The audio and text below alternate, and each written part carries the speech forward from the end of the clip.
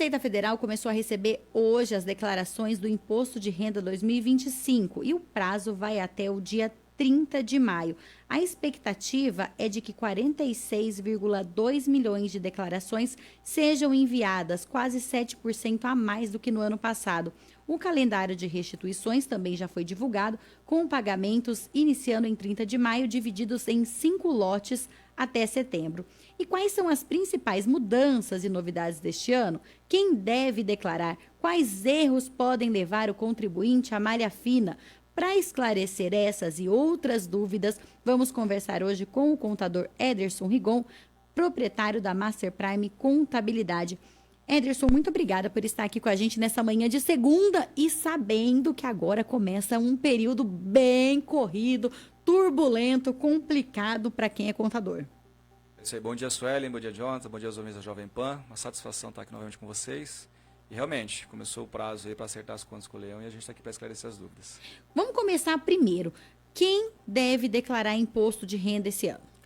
Vamos lá, a Receita divulgou as regras na semana passada. Então, quem teve rendimentos tributáveis em 2024 de valor igual ou superior a R$ 33.888. Então, o que é um rendimento tributável? Quanto? R$ 33.888. No ano. No ano.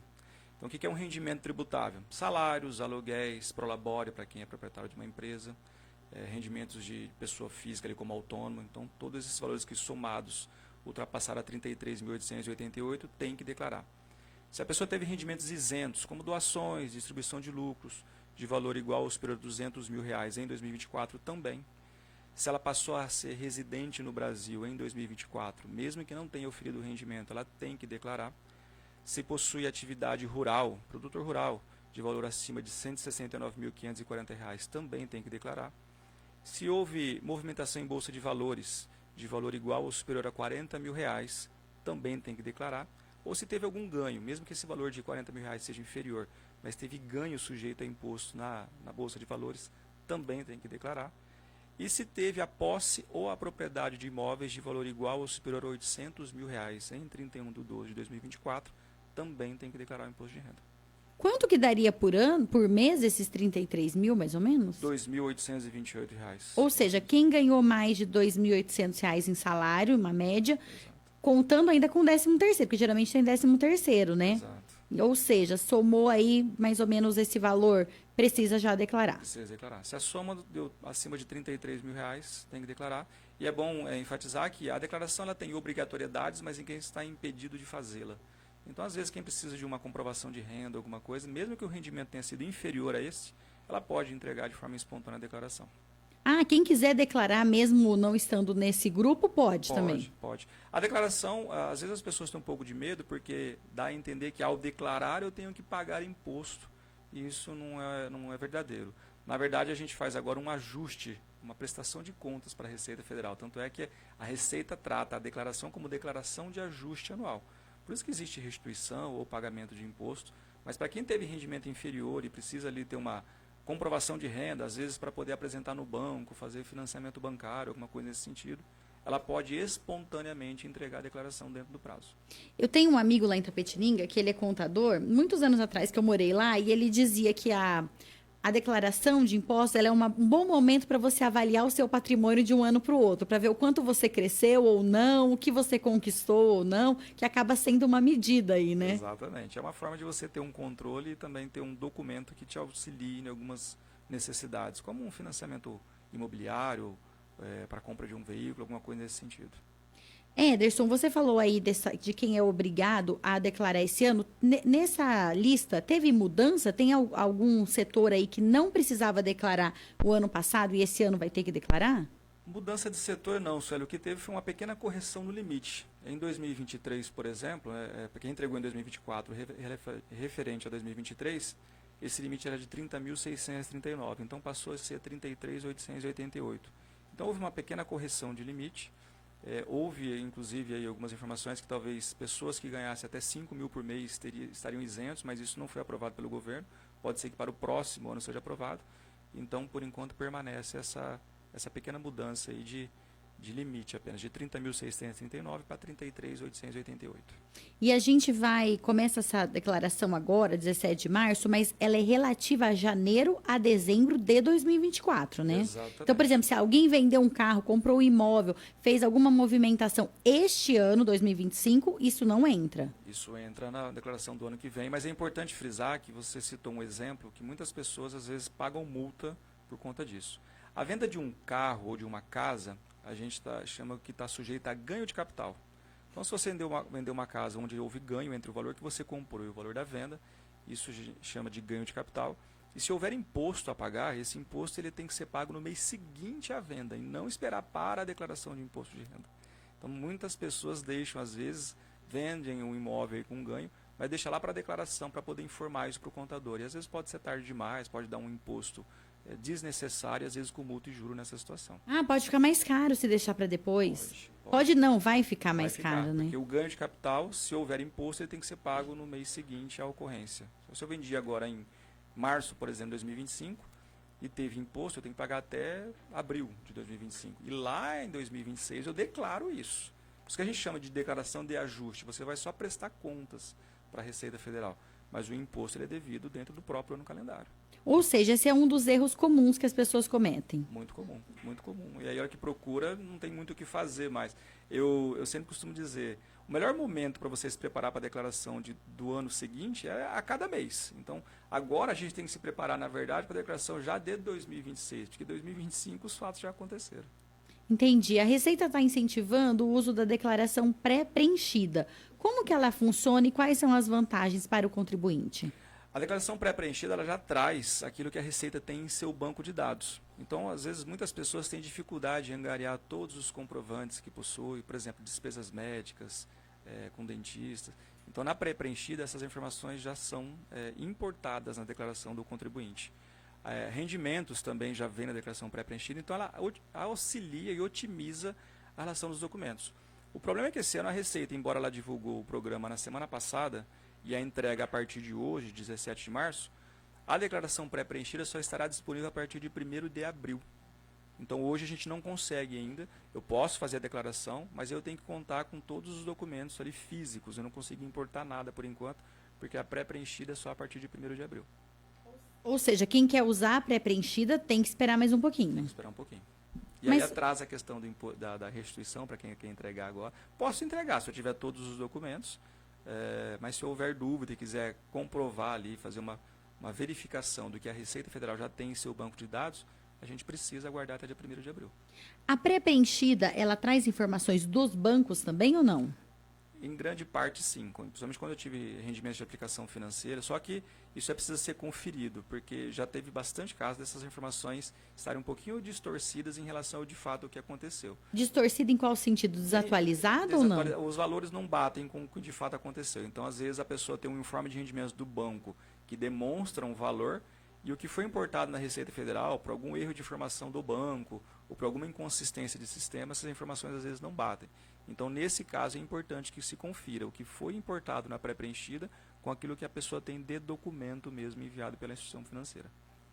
Ederson, então, uma coisa que foi feita teoricamente para agilizar e ajudar, também envolve recolher essas documentações, juntar, unir essas documentações, os informes de rendimento, para conferir se a informação realmente está correta. Exatamente. Isso é um ponto de atenção. Um ponto de atenção. Já teve vários casos em que a pré-preenchida não veio exatamente com aquilo que a pessoa tinha de comprovante.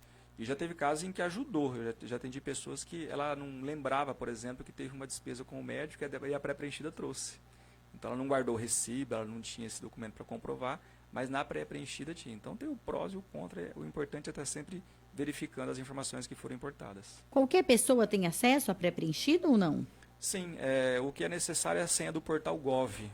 Então acessa lá o portal do governo com o CPF e essa senha do portal Gov. Só que para poder importar as informações é preciso que a senha seja nível prata ou ouro, que é um nível de segurança que o governo tem. Se não for nesses níveis, a própria pessoa pode, dentro do aplicativo do portal Gov, aumentar esse nível de segurança para que ela possa ter acesso a essas informações pré-preenchidas. Para a gente deixar claro para as pessoas como é que a gente aumenta esse nível de segurança, é passando o máximo de informações, foto, cruzamento com bancos, tem uma série de opções ali, né? Exato. Dentro do aplicativo do Portal Gov, a pessoa pode fazer até por um reconhecimento facial, às vezes. Então, não precisa necessariamente de muitos documentos. Ela pode baixar ali o aplicativo do Portal Gov e, ao entrar, tem lá, aumentar nível de segurança da conta. Ele vai pedir algumas informações ali, um reconhecimento facial, e aí a pessoa consegue aumentar esse nível sem grandes dificuldades. Ah, legal. Você estava falando sobre os recibos de consultas médicas. Quais são as despesas que podem ser deduzidas da declaração para reduzir o valor do imposto a pagar ou até mesmo receber em restituição? Vamos lá, a declaração ela possui dois modelos de ser entregue. A declaração simplificada. O que é essa simplificada? A própria Receita Federal ela disponibiliza um desconto para a pessoa. Esse desconto é de 20% do rendimento dela. Tá? Então, por exemplo, a pessoa teve no ano 50 mil de rendimentos, a própria Receita já vai dar ali um 20% de desconto para ela, 10 mil reais, onde ela pode usar isso como abatimento. Então, isso na simplificada. Na completa, a pessoa vai deduzir tudo aquilo que é despesa dedutível. Então, o próprio INSS que ela paga, a pessoa que é assalariada tem um desconto ali do INSS. Esse valor ele é uma despesa dedutível. Despesas médicas, planos de saúde, consultas a médicos, dentistas, fisioterapeutas, ela pode informar isso aí. Isso não tem limite de valor, tá? Então ela pode declarar. Plano de saúde também? Plano de saúde também.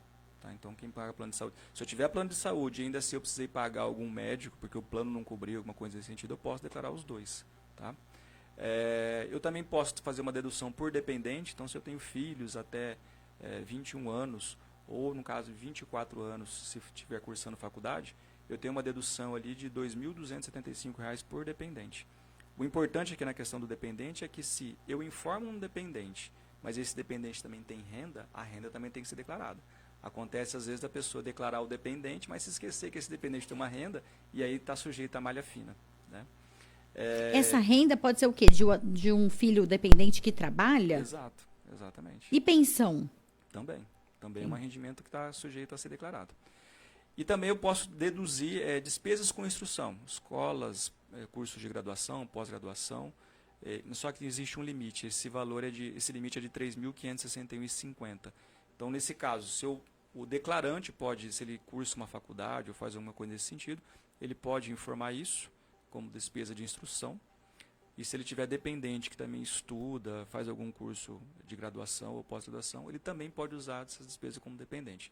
Então vai compensar aí para verificar qual que é o modelo que favorece a pessoa. Na simplificada, onde ele já tem um desconto de 20% sobre os rendimentos tributáveis, só que esse desconto ele tem um limite também, é de R$ 16.754, ou ele usa a declaração completa. Aquilo que ele pode abater mais para fins de imposto de renda é o que ele vai utilizar. E o próprio programa ali, na declaração, ele já vai demonstrando, à medida que ele vai informando o que ele teve de despesa, se compensa mais a simplificada ou a completa. Anderson, e quais são os erros mais comuns que levam o contribuinte à malha fina e como evitá-los? Pois é. Então, principalmente para quem tem a declaração completa, se certificar de que essas despesas são todas comprovadas, que existem realmente os recibos ali, ou que já fez uma checagem na declaração pré-preenchida. Omissão, às vezes, de rendimento, isso é muito comum acontecer.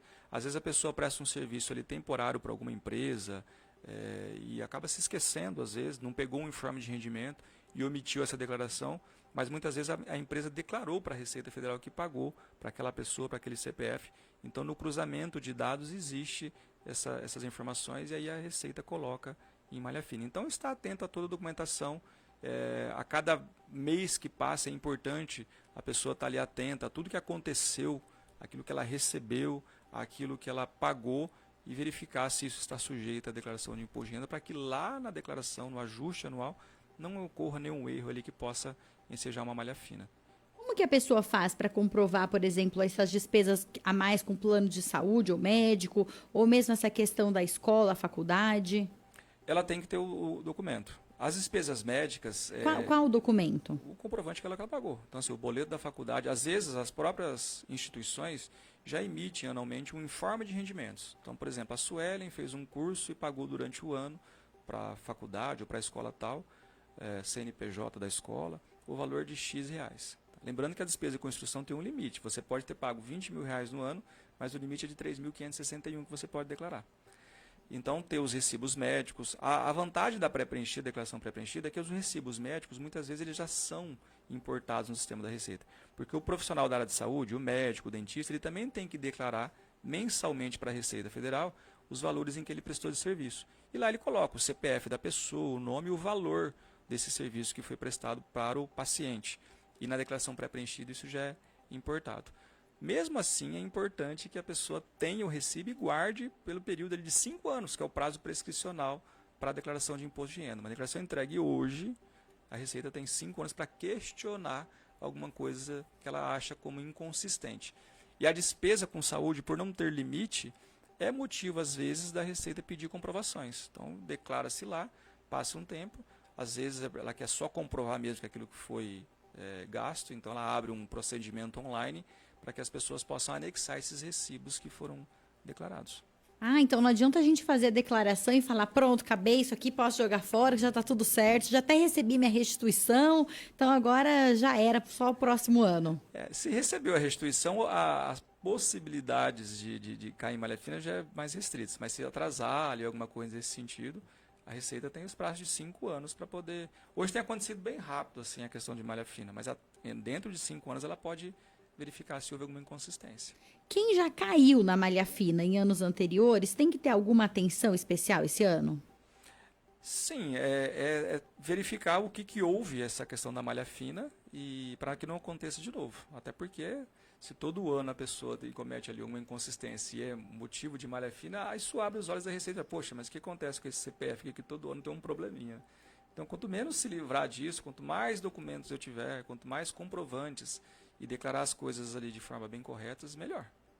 As notas fiscais, por exemplo, que o profissional emite, ele tem que colocar na declaração ou elas já aparecem automaticamente agora, por causa da pré-preenchida? Do profissional que presta o serviço? Isso. Se for um profissional da área de saúde, ele tem que fazer o que a gente chama de carnê-leão mensal. Então, todos os meses ele tem que ir lá declarar os recibos e as notas que ele emitiu, e isso sim é possível importar pela declaração pré-preenchida. Os outros não. Os outros não. Eles precisam informar, realmente. Precisam informar. Você que está escutando a gente aqui, nós estamos entrevistando o Ederson Rigon, contador, proprietário da Master Prime Contabilidade. A gente está falando sobre declaração do Imposto de Renda 2025. Se você tiver alguma dúvida, quiser fazer alguma pergunta para ele, aproveite que este é o momento. Jonathan, você está com alguma dúvida aí da sua declaração? Não, só umas perguntas que vão chegando para mim, não é minha, me mandaram. Amigo, né? Um amigo meu mandou aqui. Um amigo meu pediu para perguntar. Ganho 10 mil, exemplo, mas foi declarar só 1.500. Não deu nada nos primeiros 3 meses do ano. O que pode acontecer futuramente? Pois é, essa situação é o seguinte, a Receita ela também monitora a questão patrimonial. Se a pessoa ganha R$10.000, ela faz alguma coisa com esses 10 mil. Ela investe, ela deixa aplicado, ela compra algum bem. Então, na própria declaração de imposto de renda, existe ali uma ficha de bens e direitos.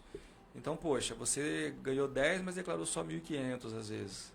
Mas o que aconteceu que você teve essa evolução patrimonial? Você comprou um carro, você comprou uma casa, você passou a investir. Então, a evolução patrimonial também é motivo. E se ela só gastou simplesmente com o mercado, comprando azeite, ovo e café, por exemplo? Pois é. Porque às vezes com R$10.000 não dá para comprar tanta coisa assim. Ela foi lá no mercado, comprou meio litro de azeite, uma cartela de ovo, 2 pacotes de café, acabaram-se os 10 mil. Sim, isso é justificável. O problema é quando a pessoa tem a evolução patrimonial mesmo, entendeu? Então, passei a ter mais uma casa. Porque assim, ó, eu costumo dizer que tudo que entra na conta bancária de uma pessoa, ou é um serviço que você prestou, ou você tomou um empréstimo de alguém, ou você recebeu uma doação. Se não for nenhuma dessas 3 situações aí, algo não está certo. Então é verificar qual que é o motivo que eu recebi isso para poder dar o tratamento tributário correto.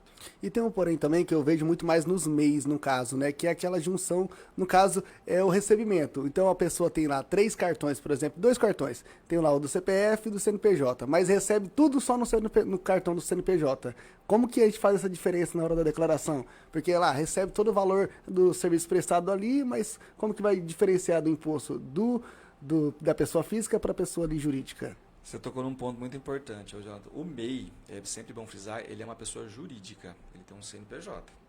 Então, assim, o que ele declara no CNPJ não é necessariamente toda essa renda que é da pessoa física.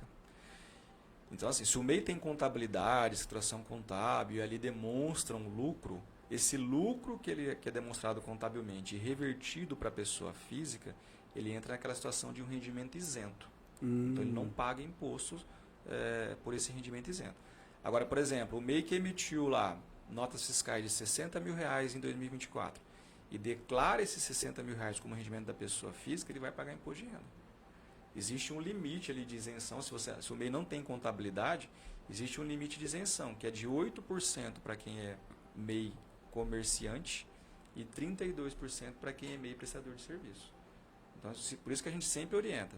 É MEI, às vezes, eu não preciso de um contador, não preciso, eu mesmo faço, é tudo online.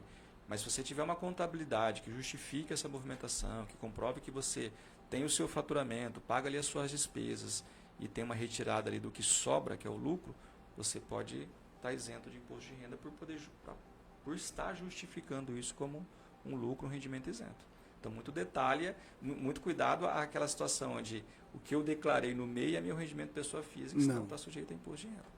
Ah, então aquela declaração que o MEI tem que fazer, ele não pode fazer essa declaração na declaração do imposto de renda, é isso? Pessoa física? São duas declarações distintas. Ele faz uma do CNPJ, mas ele não pode. Se ele informar essa renda que ele a mesma valor que ele colocou na declaração do CNPJ, na declaração de imposto de renda da pessoa física, isso está sujeito a imposto de renda, como rendimento tributável.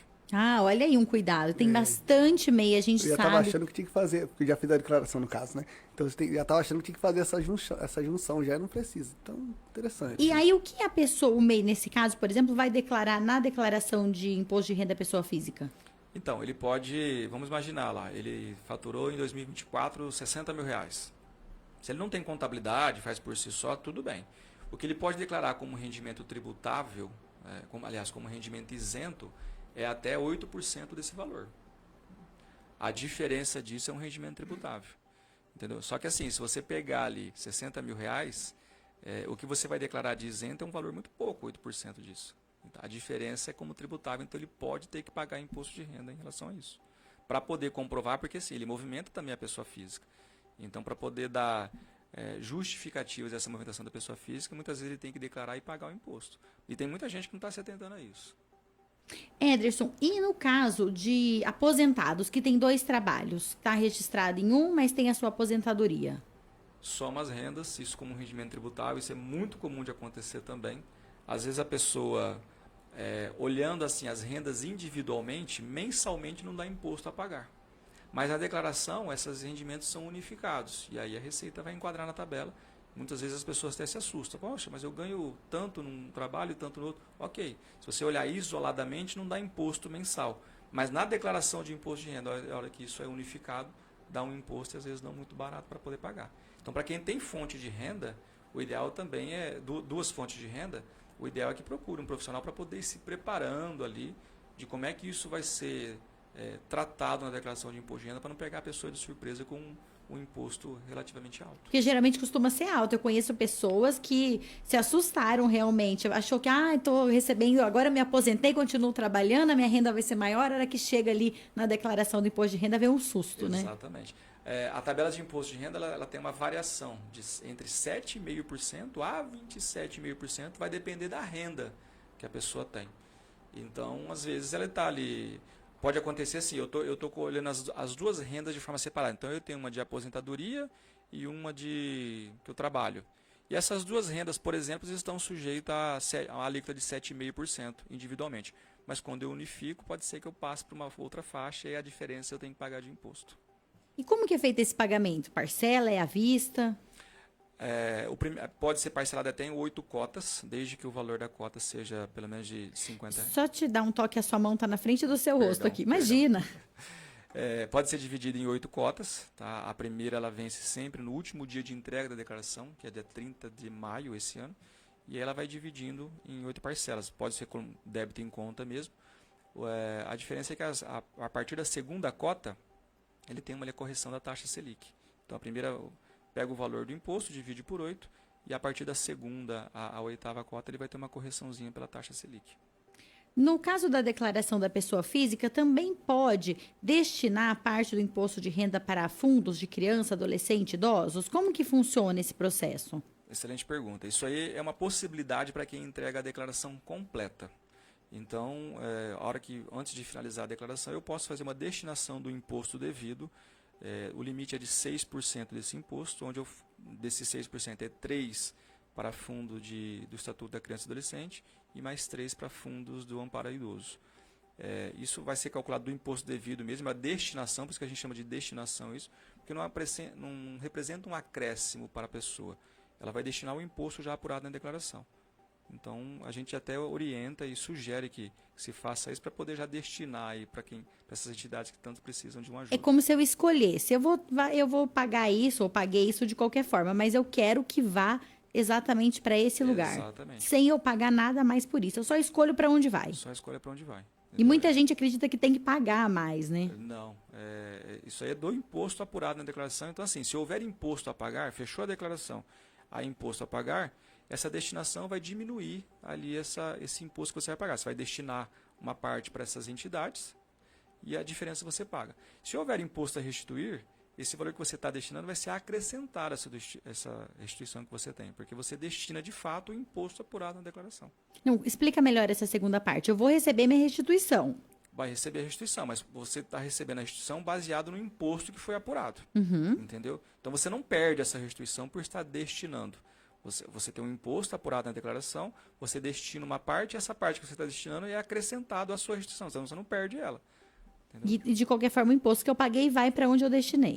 Aí você seleciona ali para fundo da criança e adolescente e fundo do amparo ao idoso. A gente sempre orienta a colocar ali o município, porque na declaração você seleciona para qual município você quer destinar isso. E se eu não selecionar isso, vai para onde? A declaração ela sempre exige que você selecione um município. Então, você pode fazer ali, eu quero dividir um pouco para Araçatuba, você pode fazer isso de forma particionada, mas a declaração vai sempre exigir que você coloque ali para qual município ou municípios que você quer que seja feita essa destinação. Legal. Jonathan, antes de eu fazer minha próxima pergunta, tem alguma pergunta a mais aí do pessoal? Vamos dar uma olhadinha? Peraí. Deixa eu ver o que mais. Não tem nenhuma dúvida por enquanto, né? Então, vamos continuar aqui. E em relação à restituição, quem declara primeiro, recebe primeiro. Isso. A Receita ela tem sempre um rol ali de prioridades. Então, agora, nesse primeiro lote, normalmente são pagos para as pessoas de mais idade ou de portadores de alguma necessidade. Se tiver declarado já, né? Declarado. Então, a gente orienta aí que faça a declaração quanto antes. O primeiro lote é pago já no último dia da declaração, que é 30 de maio. Então, à medida que vai se entregando antes e também existe ali, a pessoa é idosa ou tem alguma necessidade especial, ela vai tendo prioridade no recebimento. Para quem fica para depois, é importante salientar que o valor a restituir também é corrigido pela Selic. Então, se você ficar lá para o último lote, que é em setembro, o valor que você vai receber é corrigido pela taxa Selic. Tem essa questão também. Recebe depois, mas recebe um pouquinho mais. Um pouquinho mais, não é muito. Se eu já fiz minha declaração, quero ser uma das primeiras, mas eu percebi que eu errei, eu posso corrigir nesse prazo? Pode ser retificado, você só não consegue retificar o modelo, né? Se você entregou ali pela simplificada ou pela completa, você tem que manter o modelo que você já entregou. Importante assim, que à medida que você retifica, começa a contar o prazo ali para receber a restituição ou para a prescrição da retificação. Então não adianta eu entregar hoje minha declaração e falar, semana que vem eu dou uma corrigidinha, mas eu entreguei hoje, eu vou receber minha restituição logo. Não, vai começar a contar do prazo que você fez a retificação. Ou seja, quando for fazer, é melhor já fazer direito. Fazer direito. A gente só orienta assim, se tiver próximo do prazo final e a pessoa não conseguiu ter toda a documentação, ainda está um pouco enrolada ali, transmita a declaração para que não pague multa e depois com calma faça a retificação.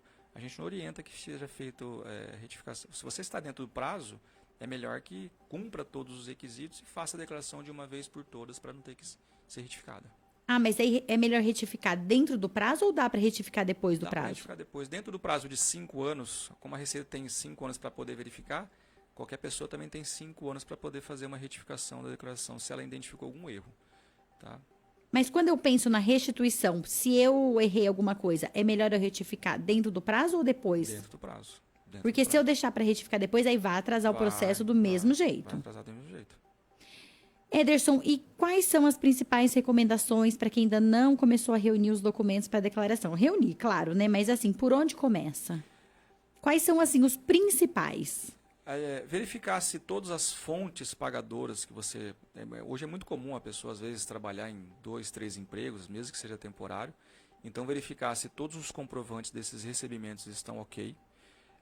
Se tem gastos com saúde, dependentes, despesas com instrução, ter esses comprovantes todos já separados. Se houve movimentação patrimonial, compra ou venda de imóveis, também reunir essa documentação, porque tem uma ficha ali de bens e direitos que precisa ser preenchida. Então, tá com toda essa documentação de rendimentos, de pagamentos e de evolução patrimonial, é o primeiro passo antes de fazer a declaração de imposto de renda. Junta tudo aí. Exato. E aí, se tiver dúvidas, procura um contador, claro, da sua confiança. Vamos abrir o Instagram aqui da Master Prime, por gentileza, Jonathan? Você que quer conhecer mais o trabalho do Ederson Rigon, da Master Prime Contabilidade, vai lá no Instagram, @Master Prime. Como escreve o Prime? É Prime, com I. Master Prime Contabilidade. Master Prime, com I, o Prime, E no final, no Prime, I e E.